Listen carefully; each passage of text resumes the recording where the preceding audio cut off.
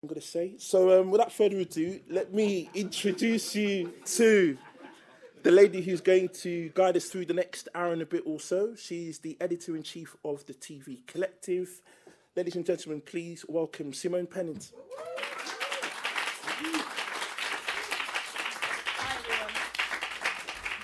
Gosh, how do you follow that? That was bloody amazing, wasn't it? It's pretty exciting to be here, and I'm really privileged to be part of the kind of opening event for the Buff Film Festival. With further ado, let me introduce the rest of the panel members. We've got Courttia Newland, who's a writer. Come and join us. We have Bispham, he runs a kind of independent, helps films kind of get distributed. He supports independent filmmakers. We have Priscilla Baffour. She works for Channel 4 Talent.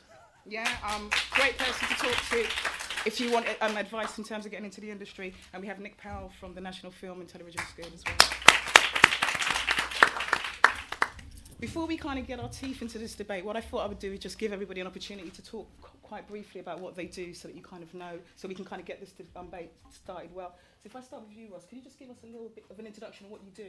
Yeah, I own a company called Ignite Film Fans, and what we do is we build fan bases as early in production for independent films and short films to try and help them get some level of exposure when they're finished being created.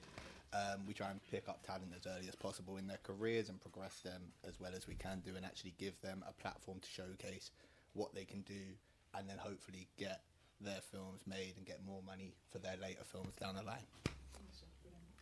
So I'm on the creative side of things. I'm a novelist primarily, but also a screenwriter and a playwright, and I write short stories as well. So as Simone said, I'm Priscilla Baffour, the industry talent specialist here at Channel 4. I look after 4 Talent, which is the bit of Channel 4 that works across the country with new talent and young people. At the end of 2011, we decided with the director of HR that we would wrap a lot of the work we do in 4 Talent around social mobility. So that's been a big focus for me. So under 4 Talent, we do roadshows where we go around the country, we run the production training scheme, we have an apprenticeship program, internships, and a number of other schemes and opportunities for people trying to break into the industry and hopefully stay in it. And I'm Nik Powell. I'm the director of the National Film and Television School. Before that, I was a producer of 45 plus feature films. Before that, I was a film distributor, and before that, if we want to go real ancient history, I was actually in the music business. And I don't know how many of you guys know about the TV Collective. The TV Collective is an organisation that kind of champions diversity. We're kind of very much involved in the debate. I don't know if you know about Lenny Henry and his push to kind of get ring-fence money. We've been really supportive of that. And we also kind of support talent trying to get into the industry and sustain careers. So we do kind of networking events. We recently did Coffee with Kudos. So Kudos is a production company that does drama. And we invited a group to meet Kudos, and they had opportunities to meet the talent people down there. We've got events coming up in September. Last week we took a group to Edinburgh, so we're very much about trying to encourage talent and showcasing the talent that's out there. So kind of before we kind of get into, as we know, that kind of diversity is a massive issue. Everyone's talking about diversity. The kind of push for ring-fence money from Lenny Henry, it's been a topic that's been going on for so long. I think that the kind of starting point of this conversation is, I suppose, why does diversity matter so much? What would you say? We've got a country that is multicultural, and it's we need to show every side of our country to actually develop the culture and get acceptance across the board. And if we can do that by showcasing people who have the talent pool across the UK is massive. People can do it, and it's just giving them the tools and the kind of opportunity to do so, and them getting supported by the right people. Yeah. I mean, Nik, you've kind of had such a long career. You've been around for ages, so you would have You've been around for ages in the most best possible way. You must have seen a lot of changes. In terms of diversity, has things changed, got better, or where do you think we're at in terms of diversity at the minute in the industry? Well, I think we're in a good place, but not as good as either should be or could be. This is. I'm totally we should be making programming, as Lenny said, that reflects the country that we live in. Traditionally, this country has been kind of in the middle in terms of absorbing. We had to absorb the Romans, not the Romanians then, but the Romans, and then the French, and then German kings. But then, so we've been absorbed with this country as an island, has been absorbing people from all over the world for centuries, and sometimes we've done it really badly during the slavery era and so on, and other times we've been ahead of the game. Right now we're kind of behind the game comparing ourselves to the other big English-speaking nation of America, especially in front of the camera and especially behind the camera. So I think that we have a long way to go, and there's a lot we can do. And I have to say I'm a big supporter of Lenny Henry's specific proposals. The proposal to have ring-fence money for communities, as Lenny expresses it, for me is a sensible thing, but there's massive resistance from the TV companies, and I'm not quite sure, because they did it with regional funding. So in a way, what's the difference? One is geographical, one is community-based. So I think his proposals for BBC had a scheme fast-tracking female execs back in the 80s, and started then, and 10 years later, there were a lot of major senior execs, although it seems to be going back the other way now. But, it was successful. So in a way, what Lenny is proposing has been used successfully in other areas. And I'm not quite sure why there's so much resistance to utilising it now. And I think it's particularly important to have the decision makers.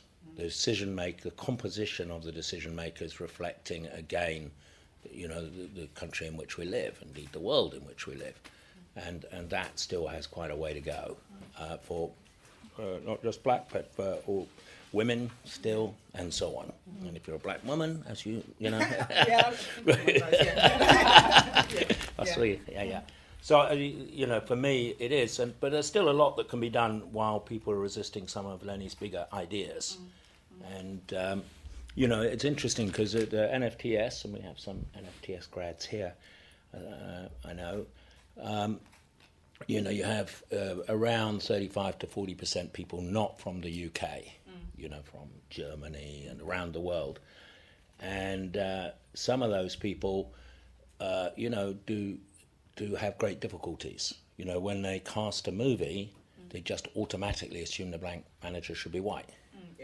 It's not a conscious bad thing. They just don't think otherwise. I mean, when it comes to health and safety, and you've got people from the Balkans, or North Africa, it's like forget it time. But one of the things, working on the creative side, I'm probably going to kind of ask you quite an obvious question. Why is it so important to have diversity kind of reflected? And how does, as somebody's creative and trying to kind of express yourself and get your films out there, how's the kind of ideas that you present, how are they met?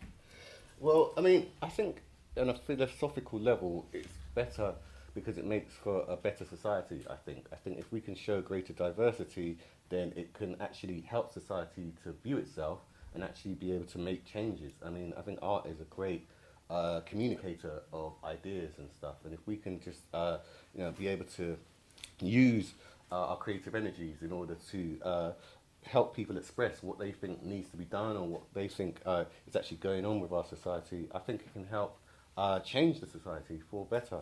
But actually, as a writer, I actually believe in show not tell. That's the first primary rule of being a writer.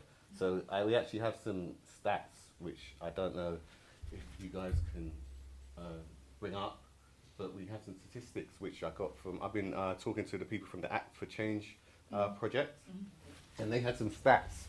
And I think, show not tell is really great because you get a real visual representation of what's actually wrong with TV in its existing form. And I do believe that we have come forward in some ways, a lot of ways. But in a lot of ways we've gone backwards, and I'll talk about that maybe a little bit later. Yeah. But this was the ITV representation on bank holiday weekend, so just carnival weekend, so I doubt if many of you guys were actually even watching TV. But hey, if you were, and you were watching ITV, this was what the representation... They're definitely watching Channel 4. Sorry, Channel 4. But you come off well in this, you know what I mean? Because here we see... is that, can we go to BME representation? This is gender, this is further along. Go to the first, we can go back to the first slide maybe. This is the last slide. So we can go back. back. Yeah. So wow. Okay, yeah. No, So okay. yeah, no, I think we've gone maybe a bit too far. But anyway, we'll start with this: the Bank Holiday Weekend 2014 actors breakdown, and you can see of all the actors as they were represented on TV, white was 94%, South Asian 0.7%, Eastern Europe 0.4%, Black African Caribbean 3.7%, East Asian 0.2%, and Latino 0.2%. Is anybody shocked by that? No. Okay, sorry, Yeah. just wanted to check. I didn't think so. Yeah, But which is that's scary that none of you guys are shocked by it. I Yeah, think that's yeah. quite And scary. it's actually itself. what it looks like. This is what TV looks like. This was only ITV. I'd like to see a poll done of all of the channels. So we get an idea of what's going on with all the channels. But this is what ITV looked like. Bank Holiday Weekend. Okay. Can we move forward one? Sorry, this was the first. Sorry. Can we move forward one? So this is the ethnicity on ITV. ITV on Bank Holiday Weekend, just across the board. So this is not just actors, this is everybody. This is how many people of colour we saw on TV and Bank Holiday Weekend in total. And as you can see, the visuals speak for themselves. This is the actual ethnicity in London. So white 60%, BAME 40%, and on TV, white 94.6% and BAME 5.4%. So you can see where the numbers need to be, moved or massaged a little bit in order for things to be a bit more representative. I just want to go on to maybe one or two more actually. Is there one on gender? I just want to show gender as well. Yeah. So just to look at gender. Yeah, I think so. Yeah, representation versus the UK. There's another one that is representation in London. So you can see male is 5.9% on Bank Holiday Weekend. 59.9%. Sorry, on Bank Holiday Weekend. And over here, you have males make 48% of the gender in London. Minority. Yeah, you are. Yeah, but not on TV. So female 40% on TV. It's not and bad. actually, It's bad, but not so bad. Yeah. I mean, the It's not ethnicity's shocking, but this is kind yeah, of not but so bad. there could be some work done, I think, is what this shows as well. And I think the thing is with these things is I think these things, they bleed into another.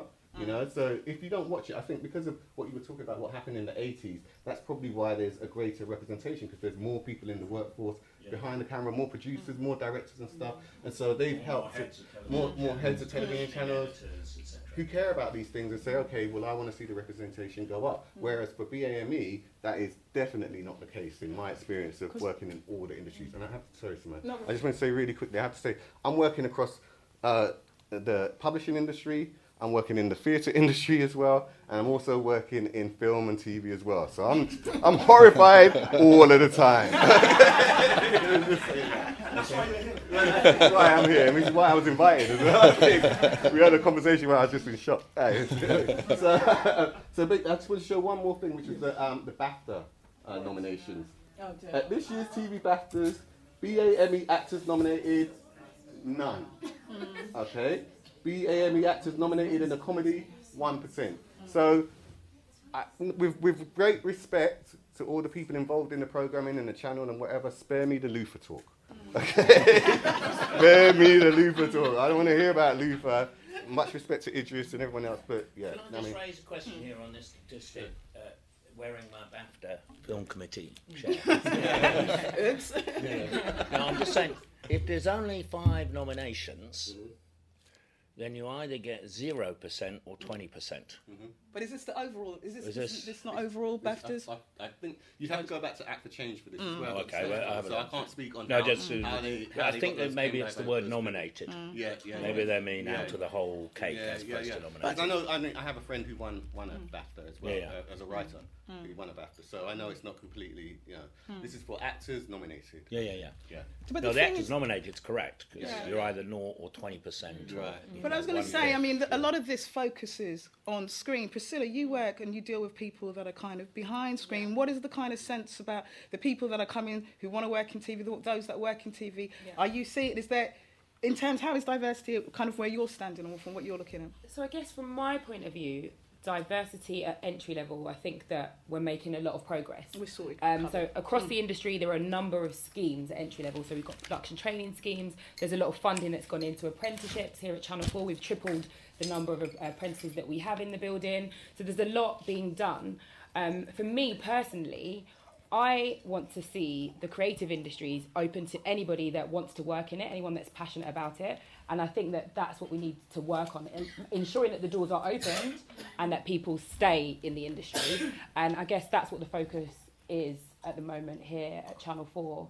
And it's been reflected through a lot of our schemes. So we're not short of people trying to come into the industry. That's not where the issue is. It's at mid-level career and at senior level. And that's where all the efforts are being made at the moment to kind of make that change. Yeah, which is kind of really important. I suppose, and a lot of the work with the TV Collective, one of my kind of bugbears is that when we talk about diversity, we always think about young black kids who live in sink estates, who have some kind of issues and broken families and drugs and all kinds of stuff. And just reminding people there is a seasoned and talented industry of people that have been here for a long, long time, may not necessarily get the work regularly, but just reminding the industry. So a lot of the work that we do, I kind of tend to steer away from new entrants work and kind of focus on work about people who've been in the industry 3 or 4 years, so that we can just remind the industry actually that we've got some kind of good people around and what we're kind of, you know, that we're here and that you should employ us and engage with us. Do you know what I mean? So how do we kind of move this on? We've had ring fence money. I had a conversation recently with Pat Young. I don't know if you guys know Pat Young, but he was at the BBC, and Pat was talking about the importance of bringing back regional programming. So if BBC had a regional unit or Channel 4 had a regional unit, what are some of the things that you think you can do? I know, like you do, you kind of support indie filmmakers. So kind of tell us a bit about what you do and how you think that can kind of support or change the industry in terms of diversity. So, when films get picked up at distribution stage, they're going off of your cast, and if they've got any background, you're going off the script, or they're going off the film festival placements. They're pretty much the basics that a distributor will pick up a film from. If you go in and you can prove that the director's got an audience, that the writer's got an audience, that the film crew have a database worth of contacts that want to support their career and want to help their career, you can almost force the hand of the distributor. How would you give us some kind of examples of how you... Well, so with ourselves, we've got a website, and it's about bringing people to that website, keeping them updated with the actual progression of the film, and emotionally engaging them with the film, and becoming a part of the team that have helped this film get created and then hopefully get shown. That's the same with any filmmaker. It doesn't matter if you're white, if you're male, if you're black, if you're Asian. It does not matter. If you can prove that you've got an audience, you can gain kind of interest in your film. Now, there's thousands of films that get made each year, and there's around 200 that get distribution deals, and that is becoming a smaller and smaller stat, with one that really affects diversity. Companies like Cine Asia and Revolver going out of business. With those two companies going out of business, that's two distributors that were keen to take people from different ethnic backgrounds and actually help progress them. So it's about trying to prove to the other distributors that market still has an audience, and that audience wants to be hit with content, and also being able to try and persuade self-distributors and try and persuade short film festivals that audience is still there, and that audience is worth putting the effort in to bring towards them with the content from filmmakers that can provide that content.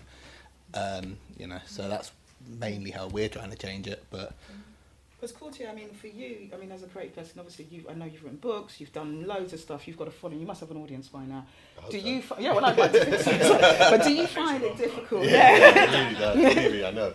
Do you find it difficult to convince, kind of, when you're trying to sell your work or you're trying to get it out there? Do you find it very difficult to convince? Because you've got a proven track record of a proven audience. How do you find when you're kind of engaging or you're trying to sell ideas or works? How are you received? All your ideas are received? I'm received in a very friendly manner. People, the doors are open. I can come in, I can sit down, I can have a chat, I can talk about ideas I want to develop, I can pitch ideas. Usually that's where it ends. Yeah, I was going to say that. I pitch the ideas, and it doesn't go any further. People will say it's a good idea, but they'll say that they have trouble trying to convince other people that it's a good idea. That's what I'm told. And then they'll say, oh, this should be made, and if things were different. That's generally what I've been hearing for about 15 or so years. I've been hearing that. There are people who've been hearing it a lot longer than me as well. And so I have to say to people, because I'm a great believer in positivity, and I'm a great believer in just, never taking no for an answer. So, you really, really, especially in this climate, have to do extra work. We all know this, you know what I mean? We have to do extra work on top and do it ourselves. We have to get out there in the way that you were talking about. We have to network, we have to fundraise, we have to just try and pull projects together ourselves. I mean, I'm in the process now of talking about an adaptation with Cowboy and the guys that did Run of my last novel. So The Gospel According to Cain was my last novel, and we're talking about doing it with the BBC. So, I mean, I'm getting stuff done, but basically, to get stuff done, I have to work every day, and I have to say, I'm going to do it. I'm not going to wait for any producer or whatever director to go out there and do it for me. And then the stuff gets done. And it's really, really difficult, but it does get done. So until that changes, because I suppose for me, like Lenny said, we don't need any more training. What we need is help. And for me, I would just like that burden taken off me a little bit, where I don't have to be making the phone calls. I don't have to be saying, okay, so I saw your film at a festival, or someone put me in contact with you, and I think that we could work together and do all that kind of stuff, and then say, okay, we're going to take it to the production company, who's then going to take it to so-and-so and whatever. All that I'd prefer not to have to do that myself. But unfortunately, or maybe fortunately, coming from a creative point of view, you know what I mean? It turns out that that's the way it is. And I think even if you had all the money in the world thrown at you, it probably wouldn't be healthy to rely on anyone else. I mean, I think most creatives do it themselves, right? To a greater degree. And we have to learn. That's what makes us creative. And we have to stop. Not us producers, mate. No. But necessity is the mother of invention. Yeah, definitely. And I think as much as I really agree, I really approve with what Lenny's saying in terms of ring fencing money, and as much as I would gladly take that money in a minute, at the same time, I'm not going to wait for that money. Oh, God, and yeah. I think the more we follow, the younger generation have got that locked. You know what I mean? They're just like, you know what? I'll go on YouTube, I'll do my own thing, I'll use the internet, whatever, and we have to actually look at them, instead of saying, they're this and that and the other, and saying things about them like that. Look at what they're doing that's good, and actually say, we can learn from them on that level. Yeah. Absolutely. And they're working together. That's Sorry, what what makes you me kind of happy that the industry's kind of changed in a way now that you don't have to wait for the likes of the broadcasters to give you an opportunity. You can get out there and you can do it yourself, and you can push it out there yourself and make the money. But I just think that we're at a time where, thanks to Lenny and so many people that have got behind this, that we're having this conversation at top level now, and that's where it needs to happen. And conversations are happening. The amount of meetings we're having internally across the industry, Simone, you're involved in a lot of them. It is happening. And I do think that things are starting to change. But what we need now is some quick wins, but obviously a long-term strategy to ensure that it's something that's sustained and is going to, keep us going for a long time. I would say that with all the conversations that are going, it's all great. Black people are the flavour of the month for about 6 months. You all need to just take advantage of it. Don't worry about what's going to happen after that. But right now, everybody wants black people. Everybody wants Asian people. If you're different, they want you. Take advantage of it. I think that one of my biggest frustrations is that people tend to kind of worry too much about the BBC and their politics. And don't worry about that. Worry about your career. Yeah. That's all that's important is your individual career. Because if every individual was out there doing what it is they needed to do and telling their stories, then the industry would change. I think that what we get is we get too drawn into the BBC said quotism.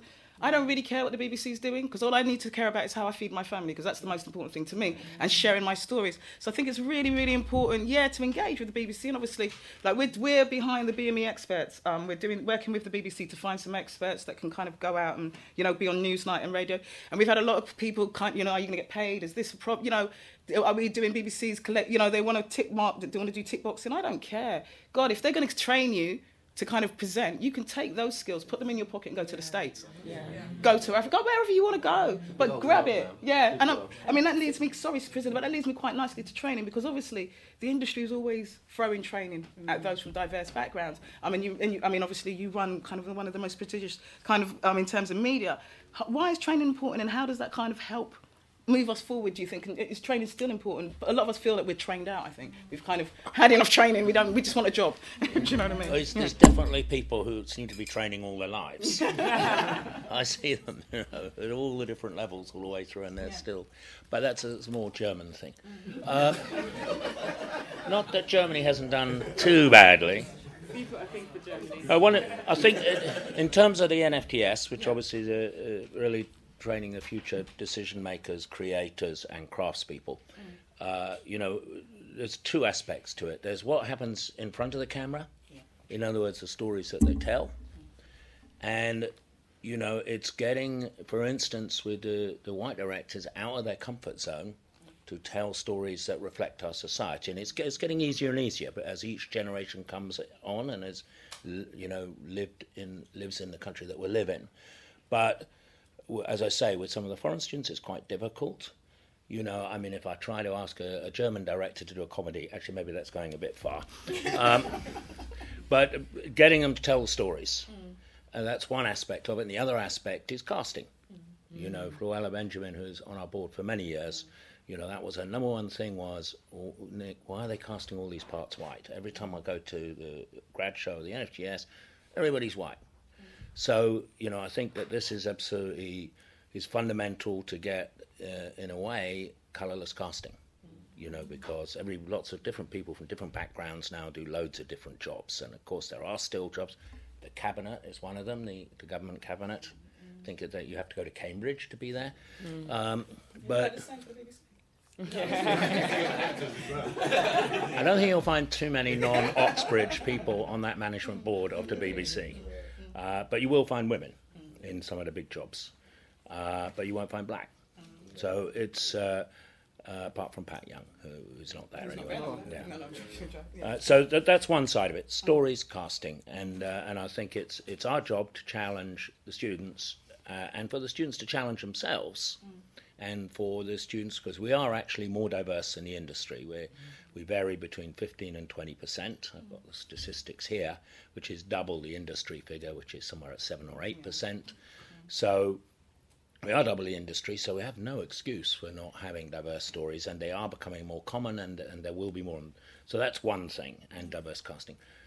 The other side is obviously who gets recruited, who gets offered places at the school. And as I say, we are ahead of the industry by 100%, but it's still a small number of people. But it really is our job, not just who we take in, but to train those future decision makers, not train, I hate the word train, more to give them confidence that they can take risks with people who have not normally done this or that type of job. Take a risk. It's like the people we have into the school. I have to say to the selection panel, can we please sometimes just take a risk?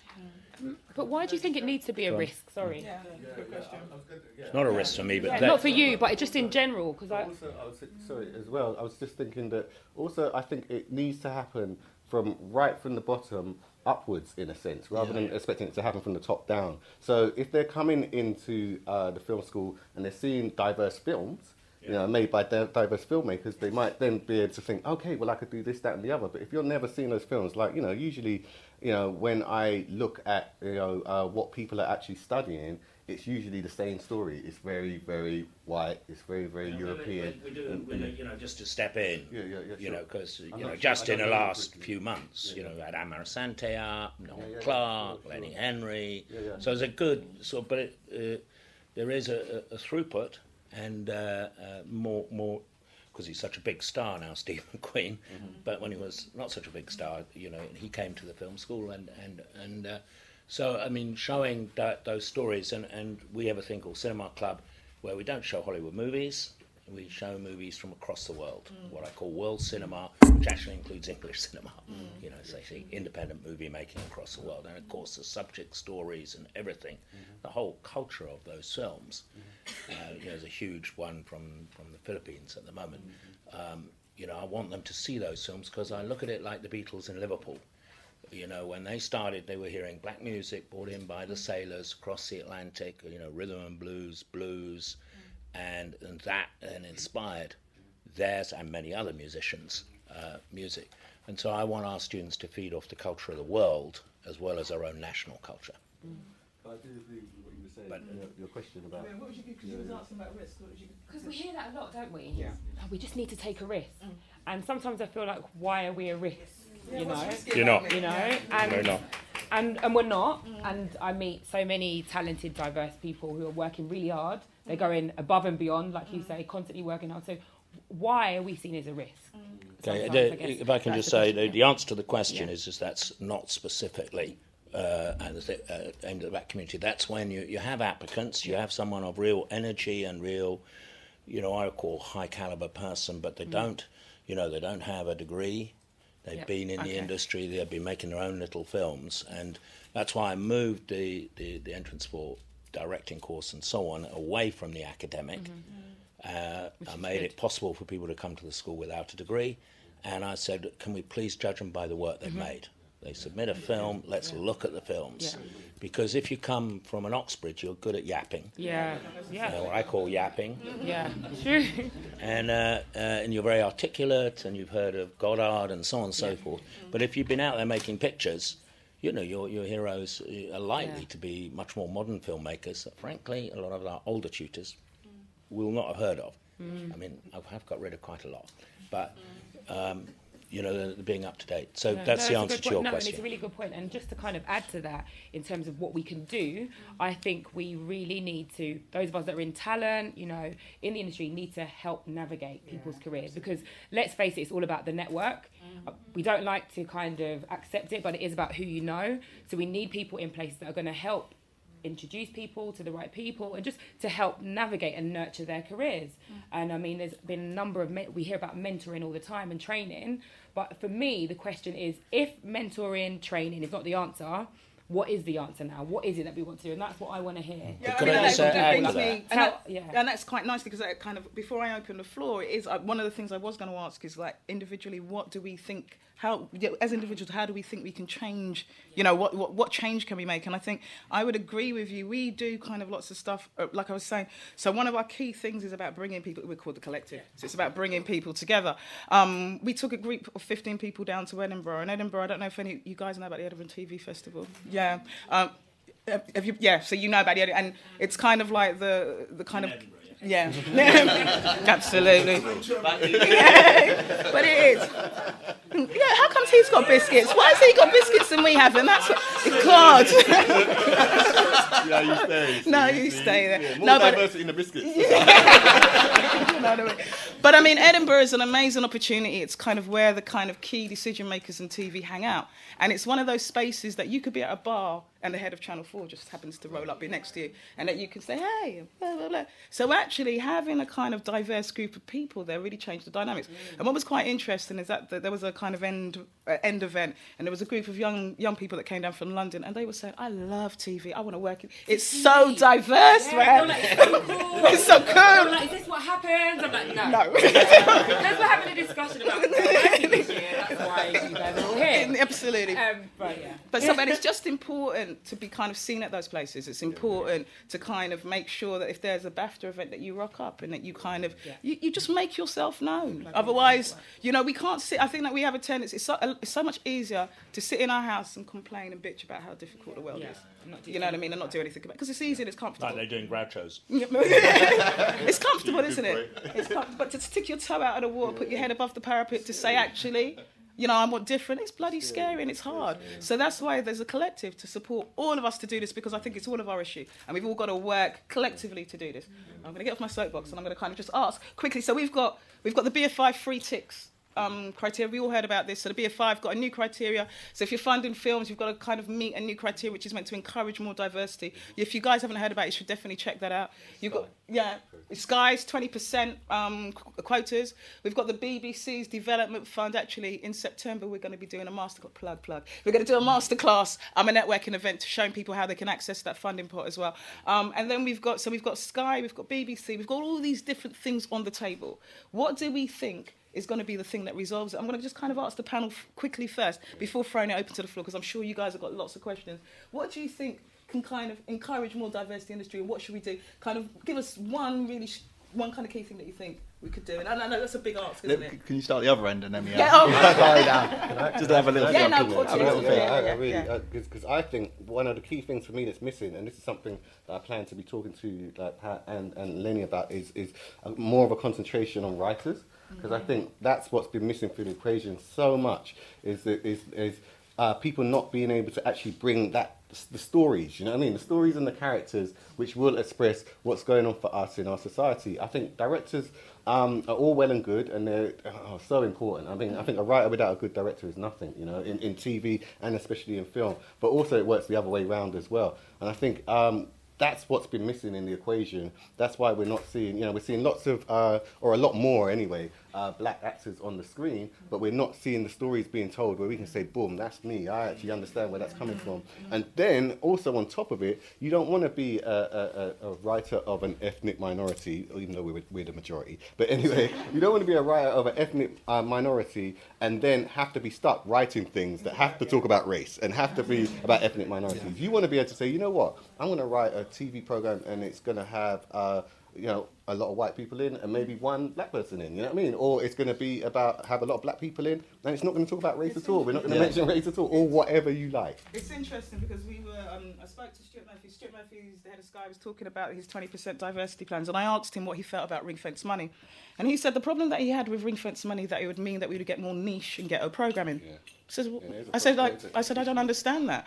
Well, is the assumption that black people only want to make films about black people? Yeah. Or Asian people only want to make films about Asian people? Yeah. That's a kind of really narrow-minded thing that you need to kind of check, because actually what you'll find is people just want to tell stories. Yeah. And their character might happen to be black, or might happen to be Asian, or might happen to be white. And actually you just want to tell stories. So I think that what you're saying is really key in terms of just... I think the film industry kind of potholed urban cinema, especially about 10 years ago, and it didn't let it grow out of that. Yeah. And what I saw in my early days at Revolver was a necessity to go down the trends that it was going down. So you would have kidulthood, followed by adulthood, followed by the spin-off of Another Hood, followed by Ill Manners, Offender, Shanks. Yeah, and they're all good movies. They're not bad movies, but they're all the same. They're all derivatives. And if you don't allow the genre to develop and the audience to be given that development themselves and actually progress in their film kind of admiring career, they're not going to get past that, and it's going to dwindle and it's going to die and it's going to fade like other genres have faded. But you could never pitch those different stories. Well, that's the point. Because I was there in the background going, hey, I want to pitch something that's completely different than that, and they'd be saying, but we were talking about this earlier. Enough about like the films that came before, like the stories that came before. Yeah. How are we going to market this? Who's going to go and see this different way of looking at? Well, that's where I think that it's, the directors that are pushing it out, your Steve McQueen, you're even to the extent of Mo and Montana at the festival this year. I think that they change the dynamic slightly. Yeah. And if you constantly change the dynamic, then other directors that aren't as well known as those people can actually make that next step, and people are willing to risk it that little bit on them because it's a new idea and a new concept. But that's the change I'd personally like to see. I'd like to see more from distributors and studios actually risking it on new concepts and ideas, and it's dwindling with... So it's a diversity of ideas, not just people, but diversity of ideas. Really. And for me, you don't have to be... to have a diverse idea, you don't have to be ethnically diverse from wherever you're from. You can be from anywhere, but if your idea is good enough and strong enough, you should be able to fulfill it. Because it's funny, when you first started working in the creative industry, creative being the kind of big word here, I thought the fact that I'm black and I come from a different vibe and I'm just, I'm going to fit in, I'm going to love my ideas because I've got a different perspective. And then quite quickly that was shown not to be true, that actually we all got to be the same and think the same and just pretend to be creative. So I really think that part of it is having a diversity of ideas is really important. Sorry, Simone, I just want to jump in. Can I get the BET question out of the way? Yes. Because with events like this, there's always that BET question. Do we need a BET? Do we need a BET? Do we need, do we think that we need a BET? Because you're talking about diversity. Yeah. I mean, America's kind of ahead in terms of diversity, and stations like BT. Do we feel that we need? Maybe I should open it to the floor, guys, because I can see hands going up, and we haven't got a lot of time, so we got to. Yeah, everybody, put their hands up and talk. Yeah, let's talk. Let's talk. Yeah, cool. Yeah. Okay. I lived in America. I lived in there for 3.5 years as an actress, and I auditioned, and I met some people, and I encountered the BET. I actually met one of the lead casting directors for the BET shows, and oh dear. I don't like the idea of the BET, because what I noticed was that the black people would watch those programs, and then the white people will watch whatever they want to watch on ABC. And I didn't feel that both cultures were learning from each other. So I'm completely against a BET. Second, from an actor's point of view, the person who works on the BET show, because the way you all know this, but keeping it short, shows on ABC get a lot more sponsorship because American TV is based on advertising. The advertising that they use for the BET shows is not as broad and as diverse as, let's say, they would use for Scandal. So those particular actors are not even getting paid half as much as somebody else who, like a black actor who's doing a CBS cop show. And the work is still the same, the hours are still the same, and the output is still the same. And that, for me, I don't like that idea. I think... And I found that in being in Los Angeles and looking at how the culture was, I just felt that it just felt so separated. And I feel that if art in general, art must reflect its society. It helps us grow. It helps us understand each other, love each other. But if you provide these kind of separations in TV, I feel that they might filter into the society upon which we live in. And one of the things I want to take that point, because we've got the internet now. Yeah. Yeah. And particularly on the internet, you can choose what you want to watch. Yeah. So you can be particularly niche. So if I only want to watch stuff about black locks, hair locks, I can do that all day long until the cows come home. Yeah. And somebody put the point to me, because I've been arguing that it's a really good thing. Somebody put the point to me about the fact, exactly what you're saying, that it becomes ghettoized. So what happens as a community is that people tend to only watch that or watch this, and if we don't have a kind of mainstream TV, you don't get to know about a wider society. Do people agree with that? Do you think that kind of, or do you think it's a... Yeah, so, can we just, please, I won't respond to that. But okay. Can we have someone to respond to that and then come back to your point, and then we'll come back to your point after? I think the gentleman at the back with the leather jacket. I think we look at it from a long time, because Lenny Henry's been making films, and I've helped him make some films and stars and some of his stuff. It goes back to institutional racism, and Do you think it's as straightforward as that? Just keep it straight. Just call it as it is. Time, like my man was talking about, you can't just have certain man. He has to push it himself before he can go there. So I'm feeling what you're saying, brother. But so it goes down to that. Really, the society should look at itself, how it presents itself. Socialization, we're socialized into categories, so we're going to be filming and put our stuff into ghetto categories. So really, the long and the short of it is really about, if you're talking about diversity, really, the people at Oxford and Cambridge, really, you know what I mean, they need to grow and put some new people in there. That's what I'm saying. But what I'm saying is that they should open the glass doors, the glass doors or the ceiling. They're not going to. Yeah, but you hear what I'm saying though, yeah? Because he's talked about bottom up, and that's where it comes from. There's so much diversity, films and everything that's coming up, and it just stops at one ceiling. Why does it stop at one ceiling? Just respond to that, just really, really quickly. I won't take up too much of you guys' time, but I think you've got to be really, really careful. I think there is a need for a channel like that, but I think if you have a channel like that, you've got to be really, really careful and be diverse on that channel. So I think we don't actually just show black content on that channel. We show world cinema, we show everything on that channel, and some black content as well. You know what I mean? So are we not trying to change kind of attitudes and perceptions here as well? So if we're just going to go onto one channel and kind of do our own thing, we're just not going to have any diverse content. That's not going to change anything. That's not going to change attitudes. It's not going to change perceptions. The lady over there with the glasses. Can we get? Can I just take one mic? So is there two mics? Yeah, there's two mics. Oh, sorry, I didn't listen to you with the mic. Sorry, I apologise. I'll come back to you in a minute. And you're sitting right in front of me as well. Sorry, I was still. Do you want to? Yeah. There's a. Sorry, am I confusing people? Let's go with the lady with the mic in the pink, and then if we pass it along, and then the lady in the brown leather jacket, and Donna, sorry. It was a direct response to the BET question. Yeah. There is something about cultural specificity that we're also missing out here. So actually, there are some black people who only want to see black people on television, and there's nothing wrong with that. Yeah, I agree. And I think that's something that we're beginning to lose because we're going, we've got to fit in with what the BBC wants, we've got to do what Channel 4 want, we've got to do what Sky wants. You know, a lot of that stuff to me is mediocre.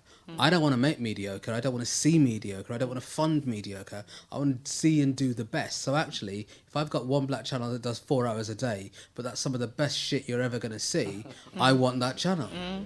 I see. I sit on the fence. I kind of agree with you. But I think diversity, but I think Courtia's point about diversity within diversity. So again, we're talking about whether that is race, whether that is gender, sexual orientation, disability. We're talking about all of those things within black, actually, which is the bigger, for me, that's the bigger question, because those are the voices that aren't heard in black culture at all. Absolutely. You know, they're completely sidelined and left to hopefully some white man or usually some old white man wants to be exotic and tell our story. Then that's lovely. And we all turn up half naked at the Barbican and go, so that's sort of... But that's the stuff we need to move away from. And I'm just saying... It was going to come up. It had to come up. Do you want to move I'm the just mic saying. down? Yeah, move the mic down. Sorry. Is it gone? It's on mine. Yeah, I was just kind of responding to what we need to...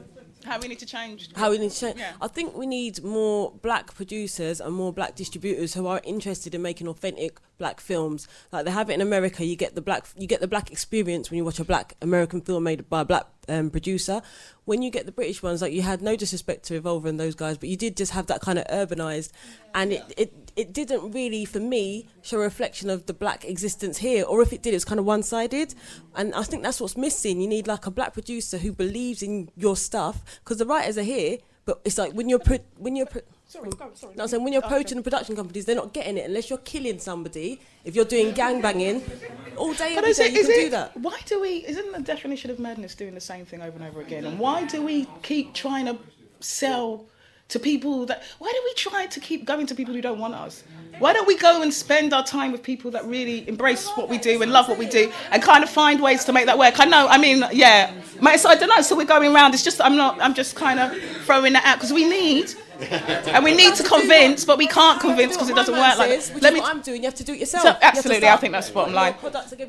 Can the sister here in the brown leather jacket? Yeah.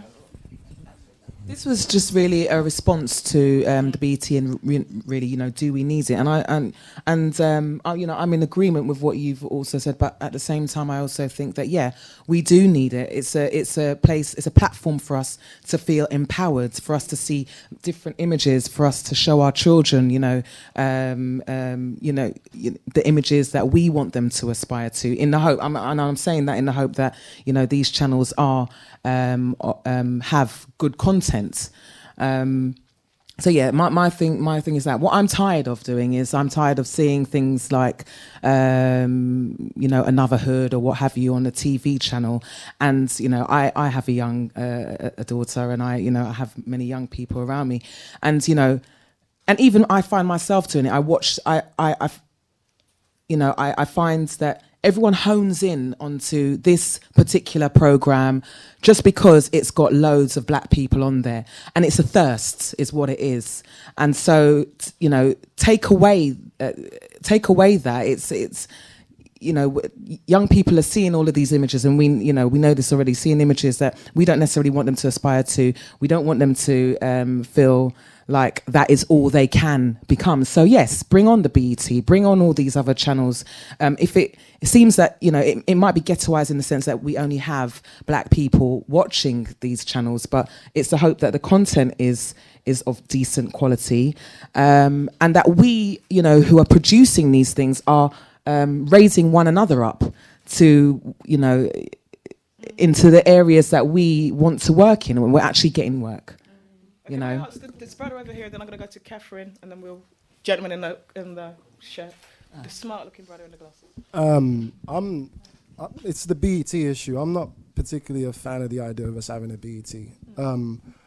Probably because, like, I remember going to HMV like when I was younger and seeing black almost become a genre in itself. So you'd get like drama, thriller, black, and I don't know if I want that like on a channel.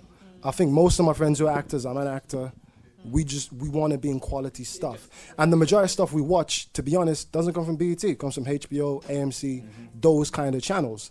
I don't think that stuff happens in America by accident or because they want to be nice, but they have quotas. ABC has a diversity showcase, like just for minorities and people from the Latino background and black community. So they can source their actors just from that. So they meet those quotas. I think we need quotas. I don't think it's just about money. You have to have it where every show has to have something in it. But putting it all on just BET, I don't know if that's even relevant. As a Can we point. speak? I'm Catherine over here. She looks like she's going to jump out the chair if you don't give her the mic. She's going, I don't want to talk. What do you to say? Yeah. Hi, I think part of the problem is when we think about diversity, we seem to be stuck at black and white. Diversity is so much more than black and white, and I think when we keep just talking black or white, we actually limit people to just a colour or, do you know what I mean? We don't get, we're all, like, there's Asian, there's so many mixes, and I think few people fit into a box, and I think we seem to think that black people have needs and white people have people of needs. We don't really see us as all like multidimensional, multi-dimensional people. So we need to move away from this whole, I think, personally, even though it is, you know, a race thing, and move to a story thing. We have got different stories. You might be black European, you might be black African, you might be black British, you might be white Jamaican. There is so much diversity. Diversity does not just mean race. And I think different stories, and I think when we keep talking about, like, honestly, I'm against the BET channel. I just think because you can't put people in just neat little boxes, it doesn't work. And when we keep thinking of people as a label, you miss the underlying story, the underlying narrative, what makes a person who they are, what motivates them. And I think as long as we're stuck in this whole quotas, when you think quotas, you think black people, diversity is so much more than that. And that's the problem. I think we're missing what diversity really, really is. Can anybody remember I'm going to show my age here, the Control album, the Janet Jackson Control album? And there was that line in it, she goes, in complete darkness, we're all the same, it's only our intellect. It's kind of getting to that point, it's like what you're saying, isn't it? To kind of get over the colour, and it's about just sharing the diversity of stories. The gentleman, the smart gentleman in the glasses, can we hear your question? Just picking up on the point from about bottom down, maybe it's from the top up. Maybe, business models are changing, as you've seen, as you said, with distributors disappearing, Revolver, etc. The internet's growing. We can do it ourselves. The technology's there to actually do things ourselves. I mean, no offence, we've got at least 3 production companies in this room right now, if you pulled the resources together. Is it a case that we're just lacking people who can green light stuff and finance stuff properly? From diverse backgrounds, not just black, disabled, women, everybody. I just think that not that I'm answering the question, I think that we consider, particularly within TV, because my specialism is TV, I do TV, that we think of the TV industry in this country as BBC, ITV, and Channel 4. I remember having a meeting with Discovery, and Discovery's like, hey, what about all these American companies? And what you've got to remember is that these American companies are naturally used to having diversity because they've got diversity, and America's completely different. So I think we need to broaden. The industry's got a lot of work to do, and I'm not going to let the industry off the hook, but I do think that we ourselves have loads and loads of work to do as well. And we've got to start being a bit honest and start it's easy to talk and complain, but it's time now, while there's a momentum going, there's time for us to all jump up and kind of get on that wave. Sorry. Can I say just one thing quickly again? It also, I think not to say that people haven't been doing this, but then we have to do this even more so, is really, really concentrate on craft. I know everyone wants to get their stuff out there and stuff, but please concentrate on the work. You know what I mean? That is the most important thing, 100% all the time. Be sharp, man. Be ready. 100% on your game. Yeah, on your game. So it's funny, I think, it was Abigail, and I'm going to come to you. We were having a Twitter debate yesterday, and Abigail said something that I thought, it just really rang true to me. What did you say about diversity? What did you want to do? You wanted to be so bloody good. Yeah, can we get a mic? Sorry to Abigail. And then I'm going to try and get to everybody. Sorry, I'm really crap with there's a Steve Martin quote, and he says, be so good they can't ignore you. So part of the thing I try and do is I know the whole diversity thing is going on. It's been ongoing for years, but my issue is not about worrying about diversity. My issue is about my career and being the best I can be. And I am a product of the National Film and Television School. So I graduated 2 years ago, and I was one of those people who did not have a degree and ended up at the National Film and Television School and had the best time of my life. And off the back of that, I worked... Well, yeah, there was that as well. It gave me lots of great experiences, lots of good contacts, and hopefully I'll be able to use them in my career. And I don't think there was anywhere else I could have gone who would have allowed me to do that. I started a degree years ago, never finished it, did various different jobs, various different industries, and decided to go back after running a TV channel. And I really thought I was never going to get in. I spent the first 6 months of my life walking through. There's a big slab as you walk into FTS, and it says the National Film and Television School. It's massive. And I spent the first 6 months going, they're going to kick me out. They're going to realise I'm not supposed to be here. And it was just, it's a mental shift I had to make. And it's because of that, I think, I've tried to concentrate on what my work is and who I am and what I do. And that's the thing I would try and encourage. The other thing I think is really important is what we're really good at is complaining and moaning. And I know I probably will get my head bitten off of this, but I don't care. We've got to start supporting each other. And that really means it's as simple as it can be to even, if you see a programme on BBC that you really enjoy and it has black characters or black director or black writer, you have to write to the BBC and say, that's fantastic. We have to, in a way, try and treat the industry a bit like a child. If you've got children, I don't have children, but I was a child, and I know exactly how it feels. When you were shouted at, it would pain you, but it didn't necessarily stop you all the time. You would still do bad stuff. When you were congratulated and supported for doing good work, you would continue to do good work. If you see something on television, in a film or whatever, and it's good work, you have to start writing. You have to start. I had a conversation with somebody on Facebook a couple of months ago, and they were complaining. And I said, well, have you made your point heard? Rather than talking to us, have you talked to the BBC about it? I think it was a BBC show. And they were like, well, I don't think I should. And I said, well, you have to. And I made a point of going to the BBC website, getting their complaints procedure and putting it up on Facebook and saying, it is there for you now. You have no excuse. Do it. It's the same way if you see something that's good, you have to say it's good. And you have to say, thank you, the BBC, for putting this on. I want to see more of it. If they do something that's bad, I appreciate what you try to do, because I don't think they go out trying always to make us look bad. You have to say, I believe you have to say, I don't think what you did was great, but please, if you think about doing something, could you talk to people in that area to make those stories heard? You have to help. If they're not doing it themselves, there's a reason why. And we are part of the problem. If we're not helping them, this will continue, and we will always have ourselves to blame. And I'm sorry if it sounds like I'm telling you off, but we have to. We have to. You're going to have to start getting yourself acquainted with the websites of the broadcasters, and when they do something good, tell them. When they do something bad, find a nice way, but tell them. Can I just come over here? There was this brother here, and then we're going to go, and then. Well, hello? Yeah, sorry. I think for me, there's just one word, and that's collaboration. Yeah, absolutely. As filmmakers, as distributors and marketers and whatnot, we are not collaborating. Everybody is doing their own thing. And in this momentum of training, BME, and all that, I think we need to take advantage of each other. If you find someone who is good or even better than what you're doing, collaborate with that person. Let us help each other. If we do that, I think we have a stronger chance of making our points heard than each person, individual person, trying to do individual things at the expense of everybody in general. So let's think of the big picture. We're talking diversity, but apart from that, we're talking good quality stuff. Let's tell our stories. It doesn't matter whether it's going to be black or white. Let's just tell our story and let's deliver good quality product. Because I think there is a thing where there can only be one, isn't there? So there's one senior person, and if I kind of bring somebody else in, I'll be really scared that they're going to take my job and that they'll expose me. And I do think that's a fear. I understand that fear. That's a fear of being a minority, isn't it? And that's why I never consider myself as a minority. Because in my house, I am not a minority in my family. Do you know what I mean? I most of my people look like me. So I'm never a minority, and I never walk with a minority kind of attitude. So I think it's so important, like you say, not to be frightened, link out with somebody, reach out with somebody, know that and be clear about what they bring to the table so that you guys can work together. I totally agree with you. I think that's the kind of way forward. Sorry. Yeah.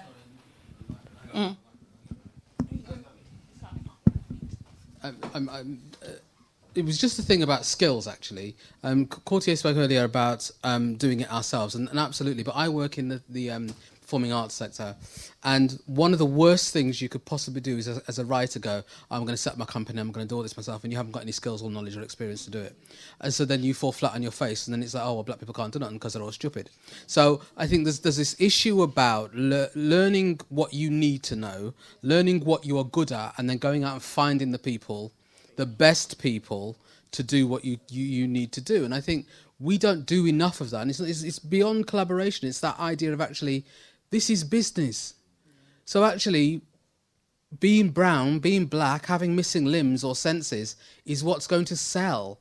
So there's one part of it you're selling, the other part of it is you're creating, and you have to decide and figure out what the difference is in each of those, and at which moment in any given moment in time, which one you're putting forward. You know, I now work for a funding organisation, and that's the thing that people go, oh no, we're all people and we just want to... I don't care. What's the specific in there that you're telling me? What is it in there that's going to get me excited that I can then convince other people that this is what we should be funding and this is what we should be looking at, not just a load of brown people doing Shakespeare or a load of black people doing Pinter, because that doesn't make any sense. And I think that's, for me, that's what's lacking very much, is knowing what your skill base is and then knowing how to go and find the other people who fill the weaknesses and the gaps within your skill base. And not feeling ashamed about that. Yeah, I think that's great. The sister at the back. Okay. Thank you. Thanks. I've got 2 points really. The first about BET. I think we don't realise over here that it's actually not a black-owned company. So BET is a normal American conglomerate that's identified a market and that's selling to a market. And even in America, they've identified that a lot of black Americans are tired of watching that sort of programming, and they've had to split off and create the centric, which is supposed to be more Afrocentric and more intellectual in its programming. So I think we in England are in a very fortunate position that we see the downfalls of the American segregated kind of industry, and we say that we don't want that, and we're more geared towards a global market. Which brings me to the second point, which is I think we need to be, as creatives, more commercially minded in what we produce, in how we produce it. And when we start with an idea, be determined to bring it to market and to hit an audience that will bring us sustainability and give us creative freedom to continue to impact the audience that we want to speak to. Absolutely, absolutely. Have we got... Anyone, before I go to... gentleman in the hat. Hi, I just want to talk about in terms of getting a film actually out there, in terms of working in the UK. Because myself and my producer here, we made a feature film called Hard Time Bus. And we actually decided consciously to take it to the US first, whereby we won Best Film at the Hollywood Black Film Festival. Then we took the film... Then we took the film to the American Black Film Festival, where we was nominated for 6 awards. Then we took the film to Cannes. Then we had a distribution deal whereby they wanted to take it for a whole of the continent. We can't say what continent because we couldn't accept the deal. But no. And that's no. See, that's another issue. That's another story. But it goes to show that in terms of the companies that actually in terms of like getting it pushed through into the UK, it was only like places like Buff who actually supported us. Also like the British Blacklist. So when people actually say that, oh yeah, we need to come together, we come together, I can say from first hand, we didn't get no support from a lot of the black organisations here. In the UK, point blank. We went to America first, but... Conscious plan to go to America, right? We tried here first. Okay. We got no press from any of the black press, apart from the Blacklist, and obviously Buff. But in terms of a lot of getting the story out there, we couldn't get nothing. But in the US, we got more love over there than we did here. I mean, it's endemic, and I know what you're talking about. I've had to deal with the same thing for the same 15 years, you know, very little, like, black press or whatever. I think, like, we have to use your example and just do what you did and just go around it in the way that you did, and then maybe people will come back around. You shouldn't have to, but you do. But it's the reality. It's the reality of the situation. We've got a deal now, and we're going to AFM in November to sell the film around the world. Why do I have to go to New York to come instead of coming back here? But no, the thing is, I'm coming back in here, and we're having this discussion. I think, you know what? Is this wasting my time? Do I have to go to the US? And that's what I'm saying. You might, yes, you do. And you know what? It's never. There's never. I understand you, bruv. I feel you. Like so, like. It's the woulda, shoulda, coulda. I think one of the issues is the woulda, shoulda, coulda. Yeah. That's what we white producers do as well. Yeah, producers do that. Yeah. You go and sell it wherever you can. That's what you got to do. As a media organisation, or trying to be, it's very hard for me to find the stories that are out there. If you know my daily routine of trying to get information of what's going on in the industry, it is very hard. And it's not like you guys were prominent, you were visual. I was able to snap up your information and you guys got into contact with me. We don't have a lot of media organisations that have enough power anyway in this country. It's like me, The Voice, Pride maybe. There's not many of us out there. So the people that are making the productions and stuff, you guys have got to up your promotion game. You've got to be loud, yeah. You've got to, and I'm not saying it's easy. I know it's not easy, but this is a new understanding of what you need to do. You need to find who we are. I mean, I try to get my information out there as much as I can so you guys know who I am, but I still meet people that don't know who I am. The British Blacklist. I'm trying to work to put the information out there so you guys know who we are, but you guys also have to understand. You have to talk about it. You have to promote it. You have to find out who these people that will talk about your stuff are and get it into our inboxes or to our Twitter feeds, because it is very hard both ways. It's hard. Yeah. I have to say, like in your defence, you know what I mean. There is a deficit when it comes to certain media outlets who are more concentrated on the celebrities, and they'll say you guys are too small because you know, and you might be doing stuff, you might be doing big things, you might get big later on in the day, but they're saying, you know what, I'm concentrating on whether it's Idris or whether it's whoever else. You know what I mean? And that's who we want to see. But I would just like to emphasise your point as well. That there are organisations, obviously the TV Collective, Blacklist. We're here, and I mean we can talk about what happened then and how and what does, shoulda, coulda, and all them kind of good stuff. But the reality is we're dealing with right now, and right now we're saying that there's organisations. We're here, we're willing, and we're keen to support. We're here. This is art. Well, you can still, but that's. I can't help you. I can't turn back the clock and help you then, but we can help now and support. Yeah, because get in contact. Yeah, but get in contact and let us know when we can support. Yeah, definitely. There's a lot of willing people out there. Yeah, as you found out as well.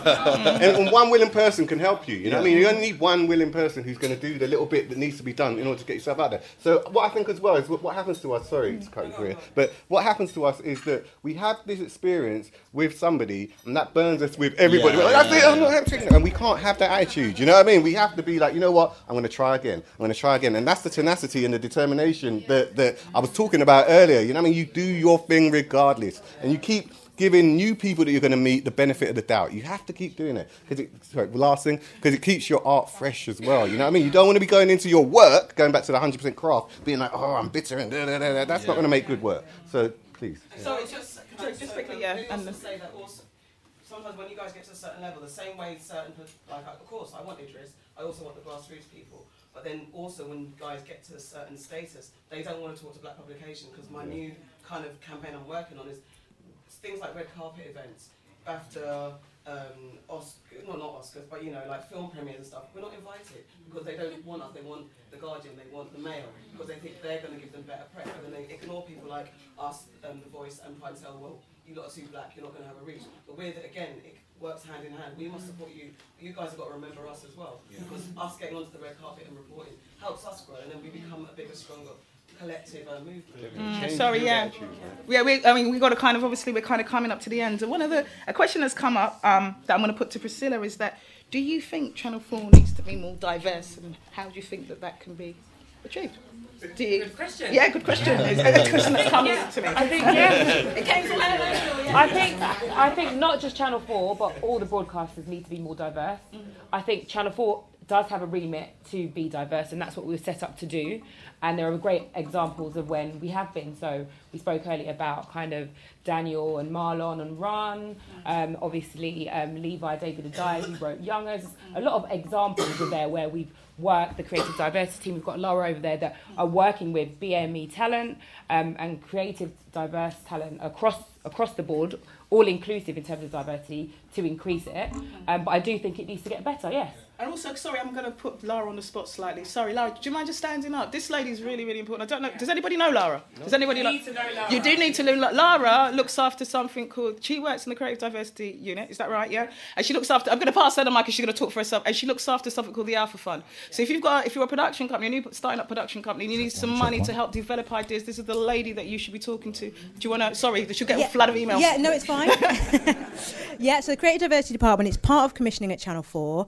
What we exist to do is to develop ideas with a diverse range of production companies. And that does mean regionally, as well as culturally, as well as disability, as well as gender and sexuality and all of those things. And what we want is your best ideas that are targeted at Channel 4. Drop me a line. Tell me about your idea. I'll listen to your idea, and if it's good and I think it's right for Channel 4, what I want to do is help you develop that idea so that you'll get a commission. And that's as simple as that. Give me the idea, and I will help you. I'm on the Channel 4 website. It's Akeju, Lakejeju.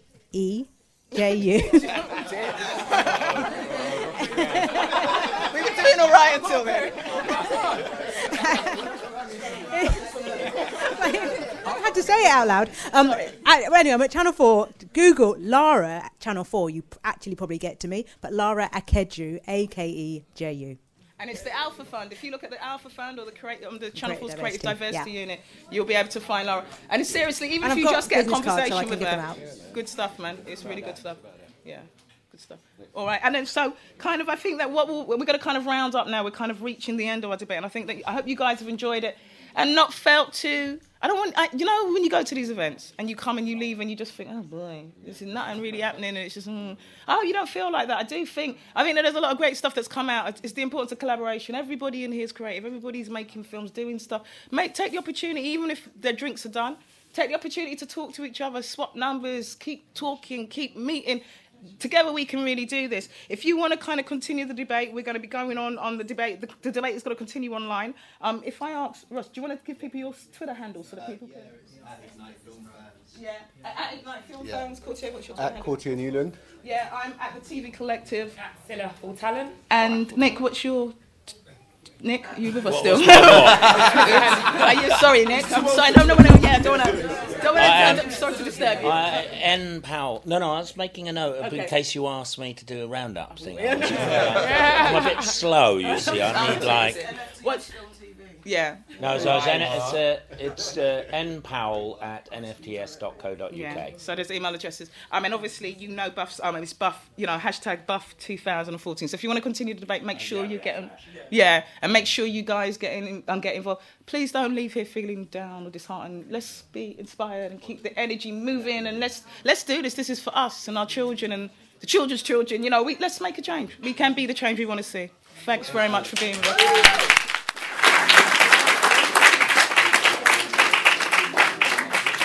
Okay, round of applause, please, for our panel. Nik Powell, everyone.